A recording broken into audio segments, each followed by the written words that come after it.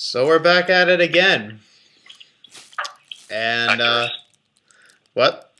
I was going to say after a small hiatus, but not necessarily. Yeah, it's been like 2 weeks, I think. Yep, pretty much. Yeah, so, we just, well, I watched Survivor Series. I didn't watch it last night. I didn't watch it, like, right when it aired it at 7. Sorry. I forgot that it was 4 hours long. Oh, my God. I forgot that, too. I was like, oh, wait, it's probably, wait, leave it till 8. No, wait, it's a 4-hour show, so that's more content you got to take in. But it actually, like, when the show happened, it wasn't even it didn't even end at 4 hours. It ended at 3.5. Ended at 3.5. It was crazy. Yep, and we'll get to that. Yeah, we'll definitely get to that, but I guess let's just go through Survivor Series. This was an interesting night. This was definitely an interesting night. So I didn't see the kickoff. I heard Kane defeated Luke Harper, which, okay, whatever. Not really much. Because it's a pre-show match. Yeah.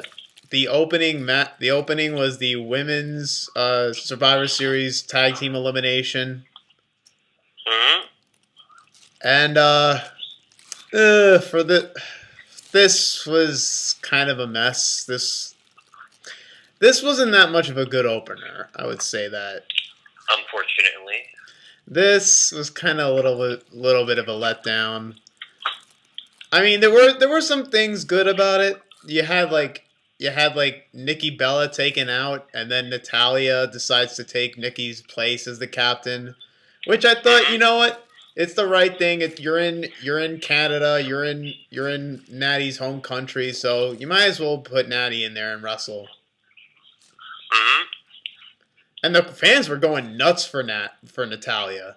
The fans were deservedly so. It's her home country. So yeah, they're pretty much over regardless of what they are, heel or face. Yeah, fans were going crazy for Natalya in this. But other than that, there wasn't really that much to get excited about. Team Raw wins, and it was just, I don't know. Kind of bleh. Yeah. And then you have Charlotte attack Bayley after the match. Charlotte and Bayley were the sole survivors of this. Charlotte attacks Bayley after the match. I mean, I guess to advance, to kind of like set up Bayley and Charlotte, like going forth. I don't know. I don't know if they're gonna have them fight at Roadblock, or they probably will. I don't know. The next match was the Intercontinental title match. It was Miz versus Sami Zayn because Miz beat Dolph Ziggler for the title at the 900th episode of SmackDown. And now he's a 6-time Intercontinental Champion. What does that even matter? Jeez, I mean, at least he kind of makes the belt matter a little more, since it's on him. Sometimes it's just over-exaggerated, but with Jericho, it makes sense. Yeah, at least Jericho was a better talent than Miz. Just in my book. Yeah, so I didn't watch the whole thing of this match. I was not even interested in this. I kind of figured Miz was going over. I don't think there was any way they were gonna have the Intercontinental title go to Raw and like switch titles and all that. So, yep. Kind of figured Miz would get the win.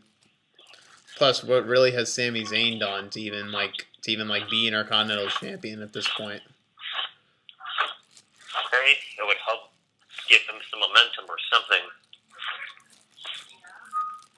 Yeah, but he's barely had any momentum as of late. I know, and that sucks. But yeah, Miz goes over and retains the Intercontinental title. Whatever. Doesn't matter to me. So then we get to the tag team, the Raw vs. SmackDown tag team division Survivor Series elimination. And this was all right, I guess. I didn't get too hyped. I didn't get too hyped for it, but Same. There's only a few teams that actually matter, while the rest are just jobbers. yeah, you got. I think what was it? I think New Day got eliminated early, which was kind of like a shock. I know, and they're the champions. Yeah, that just was kind of like that. Just kind of threw me off a bit. I mean, it was funny in the beginning where like Fandango's handing out like fashion police tickets to everyone, and then he just gets eliminated like that by Kofi, and then New Day gets eliminated exactly right after that, which was like I don't know, it just threw me off. But other than that, it just kind of was what it was. How you expect from the tag team division Survivor Series elimination match. Yep, pretty much so. Then what was next? I believe the Cruiserweight Championship was next. I didn't even bother to watch the whole thing of that. Didn't really matter to me. I think the match ended with Baron Corbin running in and attacking. Well, first he pushed. Kalisto. First he pushed. I think he pushed down Kendrick, and then he hit the end of days on Kalisto. Kalisto. It should have been Kalisto first because the Cruiserweight division should have went to SmackDown. But like, even if they did want to go to SmackDown, like it's not gonna be that much different. 205 Live on SmackDown. It'll be 3 hours for SmackDown.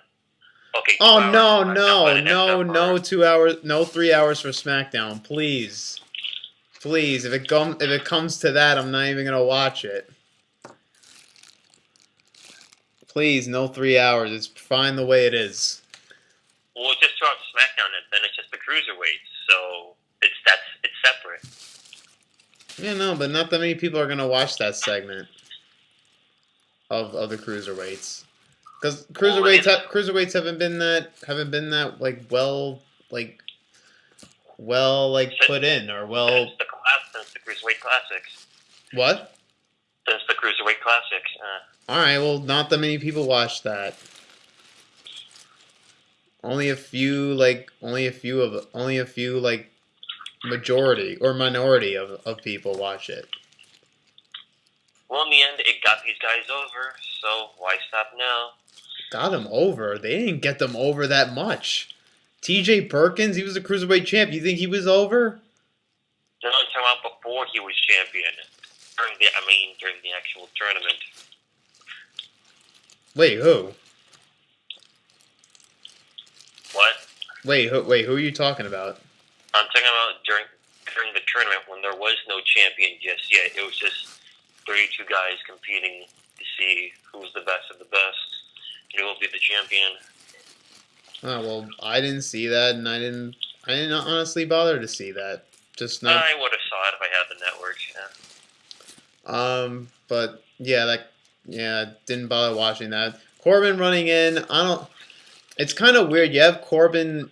Corbin was originally supposed to be on Team SmackDown for the Survivor Series match, and yet he gets replaced with Shane, and then but he runs in and attacks Kalisto and shows up on Survivor Series anyway. I don't know, that threw me off. Wait, Corbin wasn't stumbling? What? He wasn't stumbling? Yeah, no, he looked fine. He looked like he wasn't injured. And they got rid of him. And he was supposed to be on the Survivor Series team, and yet they got him off to replace him with Shane, and then he went in there anyways to attack Kalisto. That was kind of, I don't know, that was weird. That was confusing. That was kind of weak. Yeah. It's just strange. And then you get to the singles 5-on-5 Survivor Series match between Raw and SmackDown. I gotta check that out. This, without a doubt, was the best of the Survivor Series tag team elimination. Because this bothered to have some sort of build up, some sort of little bit of a significant, not too much of an impact, because there was really nothing on the line here except brand supremacy which they like to throw around a lot, which is kind of which Raw and SmackDown aren't that perfectly built as it was back in Ruthless Aggression. But pretty much. But you know what? Just looking at how when this match happened, as it was going, there was stuff to like, and there was stuff that was just kind of like, well, why'd you have to do this? What like the triple power bomb? Well, so I'm just gonna go through the stuff that happened. Like you have a lot of times what I saw in these Survivor Series tag elimination is just it's just a whole bunch of what's more overly used in these type of matches is just there'll be groups of people from the team standing on the outside, and then the guy goes over and knocks him and does some kind of off the top rope onto all of them, and then another guy does it, and then another guy does it. I know. It's so overused now. Can you stop? They even did that in the tag team match so much, and then they did it, and then they did some of it here. It's all right, come on, do something different. That kind of disappointed me a bit. What also disappointed me too was no Triple H. No setup to further. No setup to WrestleMania for Triple H and Rollins. I thought Rollins was gonna get eliminated by Triple H appearing and screwing him over and getting him eliminated, but no, we didn't get any Triple H. That sucks. And plus, we mentioned that where everyone keeps doing top rope moves onto a whole bunch of people, the crowd should have been chanting overused. I know, but they get caught up in that they don't even Dude, that's just how close-minded these fans are these days. That's how close-minded they are. What was also disappointing is you think we were gonna have Shane and Brock, the reason Shane McMahon was gonna be in this Survivor Series match was to have Brock Lesnar come in and probably screw him over too or do something, but none of that really. But anyways, there was stuff to love here in this. There was stuff to like here in this match. You have for one, you have Braun Strowman getting eliminated by Shane doing his elbow off the top and onto the table, crashing him down. That's always cool to see. Wait, who went through the table? Oh yeah. Shane doing that elbow, death diving elbow off the top rope through the announce table on Braun Strowman. Oh, I wish I could have seen that. That's always great to. That was always great to see Shane do that and take that high risk. Yeah. Yeah, and then he got counted out after that because Ellsworth was under the ring and he held Braun Strowman's leg, which realistically he's a weak guy, so I don't know how he would able to hold that trunk that tree trunk of a leg that Strowman has. But whatever. It worked. It worked somehow. And even afterwards, oh my God, Braun Strowman grabs Ellsworth and throws him off the stage onto tables on there. Oh my God, that was funny. That I may not like Ellsworth and everything, but the one thing I love about that is just I don't know. It was just funny the way it happened, and you don't get that much out of people getting thrown off the stage nowadays. So I enjoyed that part. Awesome. But yeah, what else? So yeah, it kind of went back and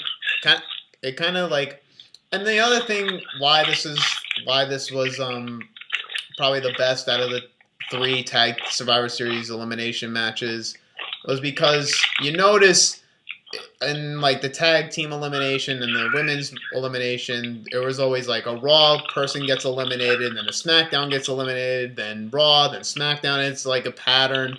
You didn't get that with this match. SmackDown was dominating for a bit, and then Raw kind of tried to gain the upper hand. It was kind of like that. It was something different. out of the three. Yep, it's always good to have that variety. So at least they did that with this elimination match. You also like the way Shane got eliminated was he was about to do the coast to coast on Roman Reigns, and I knew right when he was about to do it, I knew that Roman was going to catch him into a spear, and of course that happened, and it was still pretty cool to see. No doubt about it. In the end, Shane walked out with a concussion.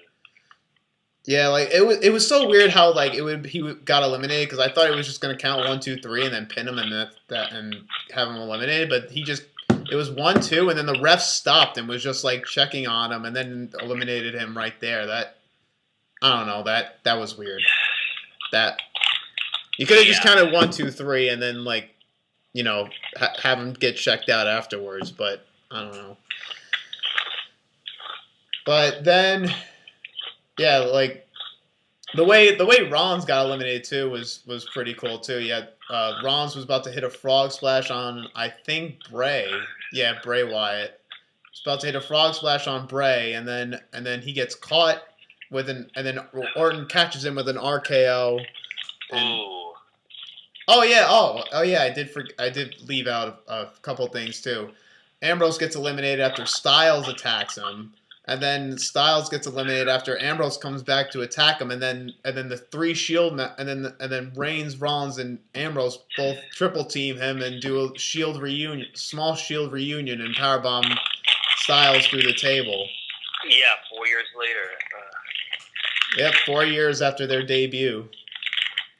Can't believe it's 4 years since they debuted. Man. Next year will be 5. That's crazy to think about. 4 years since they all came in. Pretty much so. Look at how far they've gotten. Yeah, I kind of knew too that like once Ambrose came out to attack Styles, I knew there was gonna be something like that. I knew there was gonna be some sort of Shield because all 3 Shield members were in this match. So there was gonna be some way where they were gonna have like a little Shield reunion. Mm-hmm. But yeah, that was pretty cool. And then like Reigns was like the last person for Raw, and then Bray. I was surprised Bray Wyatt got the last pin for SmackDown and had SmackDown win. Yeah, but it's going to take a lot more to redeem Bray Wyatt. Yeah, I mean, I kind of see.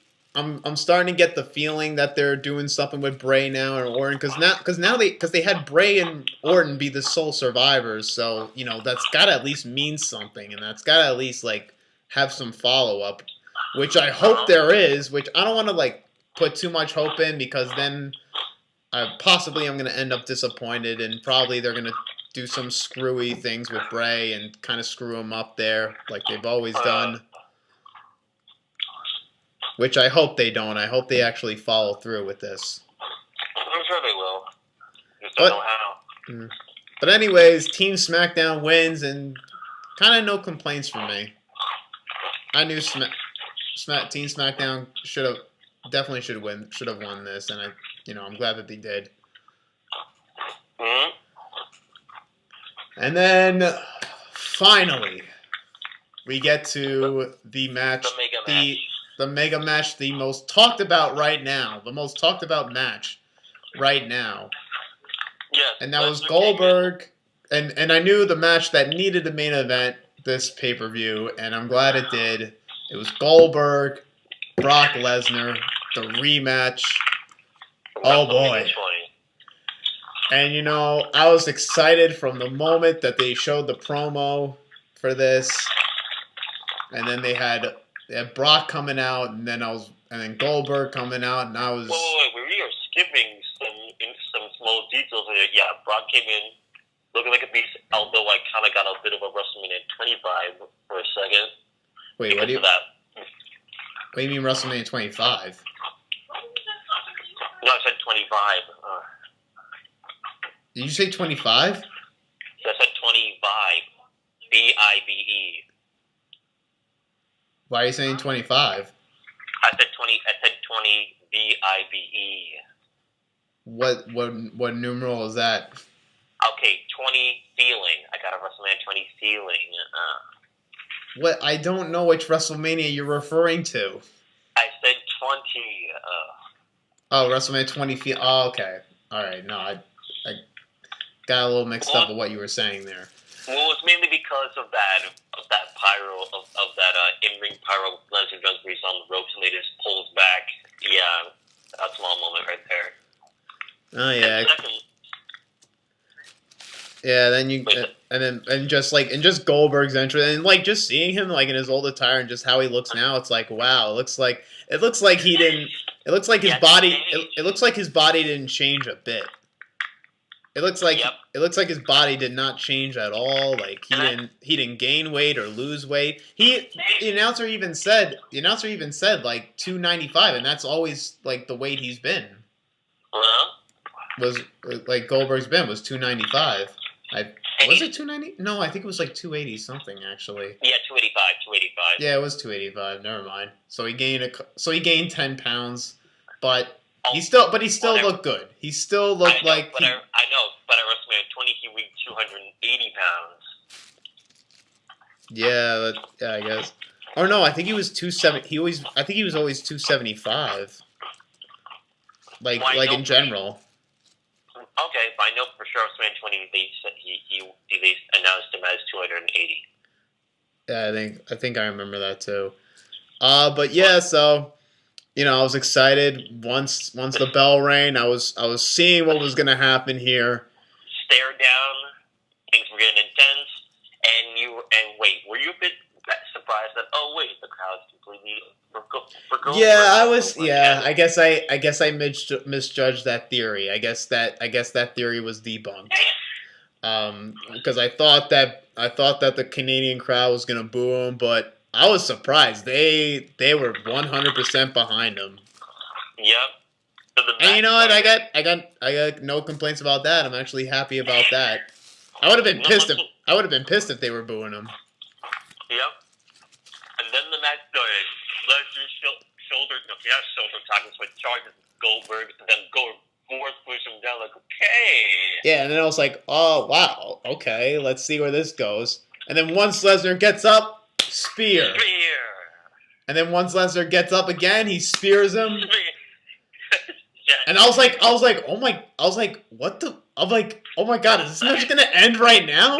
And then before you know it, it was jackhammer, and then 1, 2, 3. I was laughing. I was shocked out of my mind. Oh my god. Out of all the things that they've done with Brock Lesnar to have him make him look like a beast, I'm so surprised they went in this direction. Well, they just had Goldberg demolish the shit out of Brock Lesnar. Okay, wait. 3 things. Sorry to cut you off, but one, if Brock Lesnar beats Lesnar, I won't be surprised because Goldberg did it before, he can do it again. Although I'll be upset if Lesnar won. Yeah, I know, but you didn't expect the match to be that short, to be that quick. And a minute and 30 or a minute and 25 seconds. Wait, what? Yeah, that's how long the match was. A minute and 25. That's pretty much how long the match was. A minute 25. He owned Lesnar. It was like, oh my. And you know what? I'm no complaints. This was best. This was probably the best booking of this night. This was the best match of this night.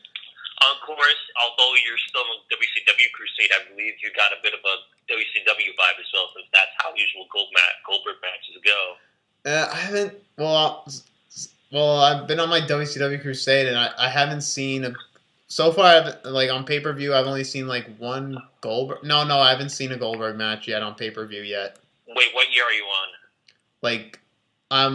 The next show I'm watching is Starrcade '97, and I think that's the first. And I think that's the first. That's the first match, first pay per view match Goldberg's had. Probably, yeah. Because I didn't see him wrestle on any of the other pay per views. Yep, but also you have to relive that terrible match that had such a great build up but didn't deliver. You know which match I'm talking about? What, Nash and Goldberg? No, Hogan versus Sting. Oh yeah, yeah. The terrible finish and everything. But So well. back to Brock Goldberg. This was definitely the match of the night. This was the best booking of the night. I'm so glad WWE went with this idea. This perfectly ended the show. You couldn't have ended the show in a better way than this. Cuz you know, the whole point was to have Goldberg look like a beast and to make us believe that Brock could be beaten because all we're getting nowadays with Brock Lesnar matches is suplex, F5, beating up, punching, kicking, F5, whatever. That's pretty much it right there. But we didn't get it here, and it was actually something different, and you actually had Brock Lesnar get beat.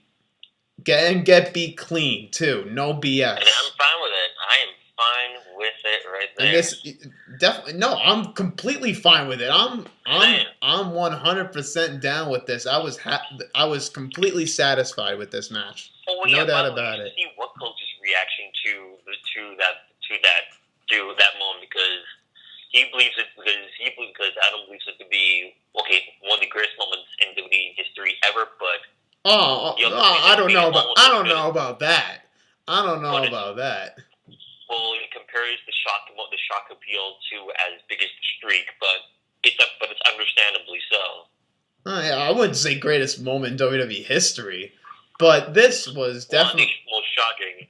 Yeah, but definitely this was great. This was definitely the greatest moment on that Survivor Series show. That's specific show. I know. Okay, but is this like second to none compared to the streak ending?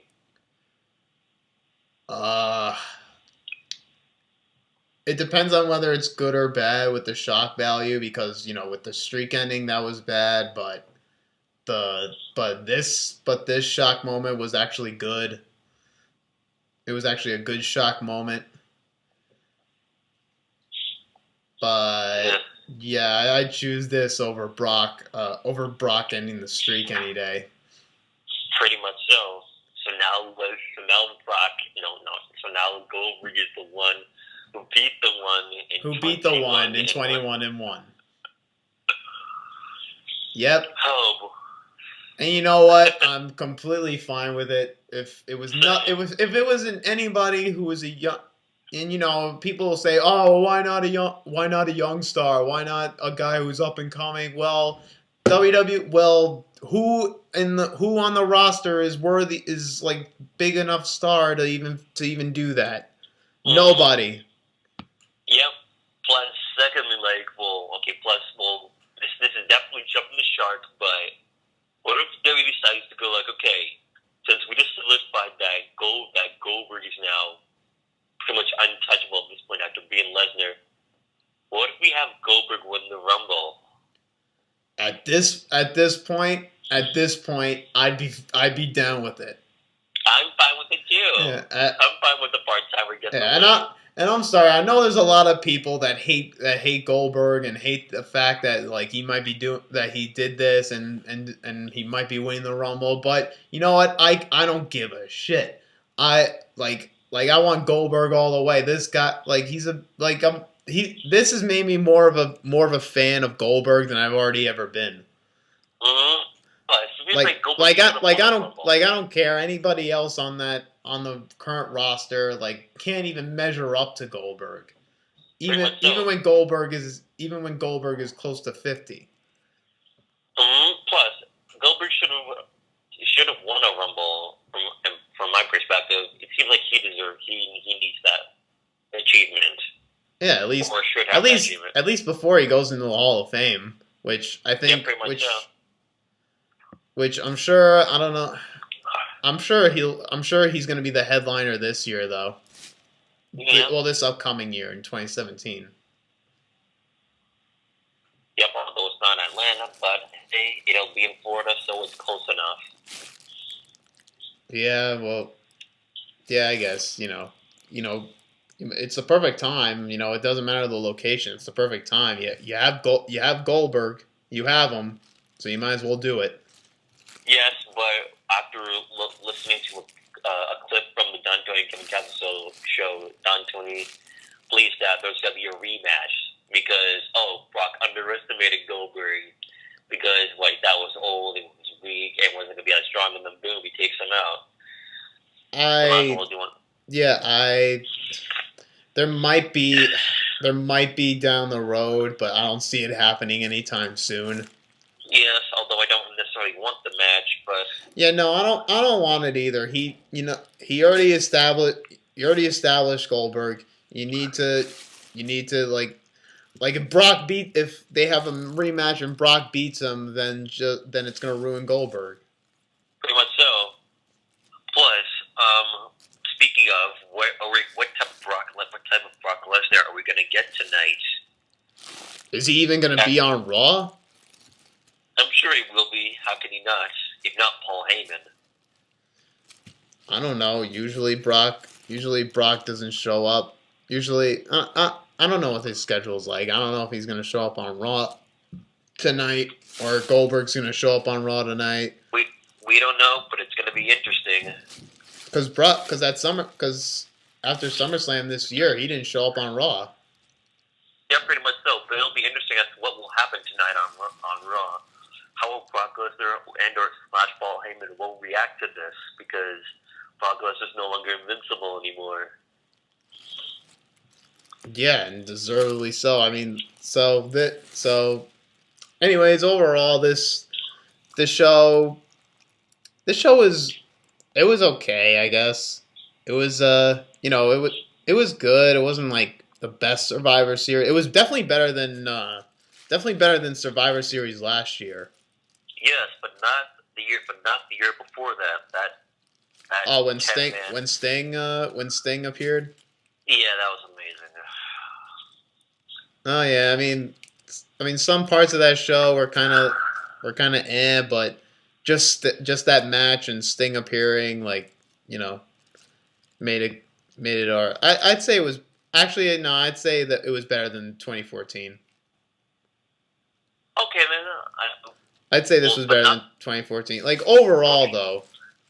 Yeah, but if you're to compare the match between then, it's clearly 2014. What?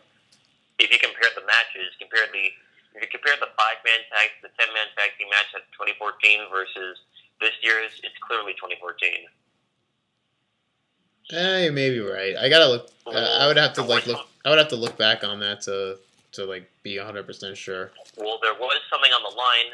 Sting came in, helped Team WWE win and take out the Authority. So yeah, true. There was more story. There was more of a storyline in 2014. Yep, and Ziggler got the win until the Royal Rumble that following year. until they decided, mistake. We didn't want Ziggler. But anyways, this it was actually a show worth it wasn't worth watching the entire show. You could kind of just skip till you could just kind of skip to the singles man Survivor Series elimination match with Shane McMahon, Styles, Ambrose, SmackDown, Reigns, Rollins, all that. Yep. And the Goldberg Lesnar match, definitely see. Even though it was a minute and 30 even though it was a minute and 30 seconds long, still watch it.